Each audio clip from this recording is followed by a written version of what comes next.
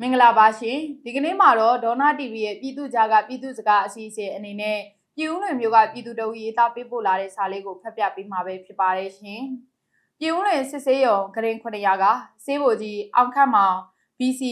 9339နဲ့ဇနီးဖြစ်သူမိုးသူစာထက်ခေါ်အိန္ဒရာခင်က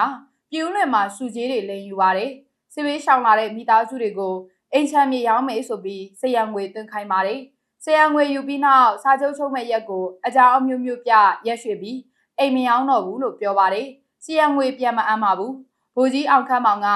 ငါကအရာရှိတိုင်ကျင်တဲ့နေရာတိုင်းဆိုပြီးပြောပါတယ်။တက်ကိုတိုင်စာပို့ပေမဲ့အေးမယူကြပါဘူးရှင်။ဗိုလ်ကြီးအောင်ခန့်မောင်ကတက်ထဲမှာမူရည်စေးသုံးပြီးမိမတွေကိုလည်းတယောက်ပြီးတယောက်ယူနေတာပါ။တက်ကိုတိုင်စာမပို့ခင်ဆရာငွေယူထားတာတွေပြတ်တောင်းပေမဲ့မပေးပါဘူး။ဗိုလ်ကြီးအောင်ခန့်မောင်ရဲ့အမကခရိုင်မှုကတော့မယူမြန်နိုင်ပါအမကပိုင်ရဆိုင်ရကားဆိုပြီးထင်နိုင်ကျဲနေတာပါရှင်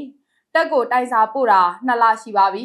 အခုထိဗိုလ်ကြီးအောင်ခန့်မောင်နဲ့မိုးသူစာထက်တို့ကိုအေးမယူပါဘူးရှင်လို့စာရေးသားပေးပို့လာပါတယ်ရှင်